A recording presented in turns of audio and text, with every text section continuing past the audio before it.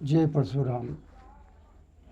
हमारी सनातन शाश्वत धर्म के मार्ग में बहुत ही सुंदर से सुंदर रचनाएं बताई गई हैं, जिनमें से मनुष्य को रहने के लिए 4 आश्रमों का वर्णन है। ब्रह्मचारी आश्रम, गृहस्थ आश्रम, वानप्रस्थ आश्रम और संन्यास आश्रम। इनमें गृहस्थ आश्रम सर्वश्रेष्ठ है और आज के युवक और युवतियां इस गृहस्थाश्रम को दूषित कर रहे हैं। अनेक प्रकार के अहंकार को धारण करके, अनेक प्रकार से अहंकार को धारण करके, अनेक आयामों से अहंकार को धारण करके आज हमारा युवा वर्ग चल रहा है।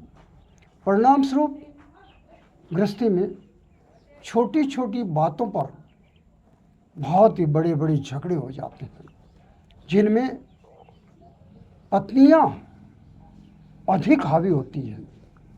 पति चाहता है कि मैं किसी भी प्रकार से इस गृहस्थी की सुरक्षा करूं, इसके लिए वो झुक जाता है, वो नम्र पड़ जाता है, वो मौन हो जाता है और पत्नियां समझती है कि वो हार गया।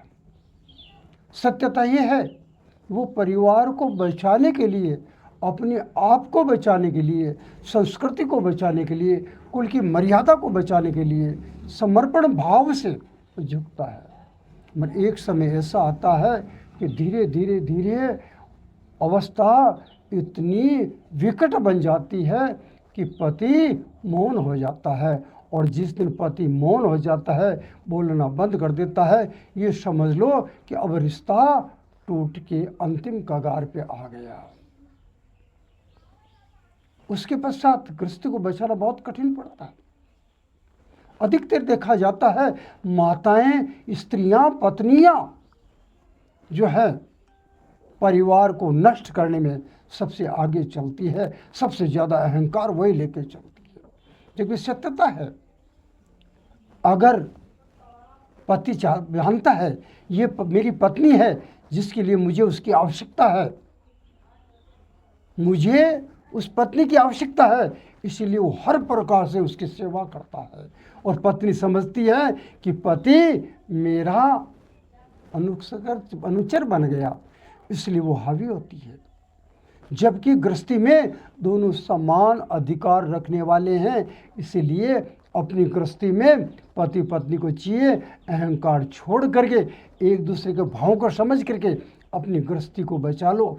अन्यथा आज जिस प्रकार से आप लोग चल रहे हैं, अधिकांश घरों में स्थिति देखी जाती है, बड़ी विकट परिस्थितियाँ उत्पन्न हो गई, जिससे गृहस्थी नष्ट हो रही है। हमारी संस्कृति भी धीरे धीरे उससे आहत हो रही है।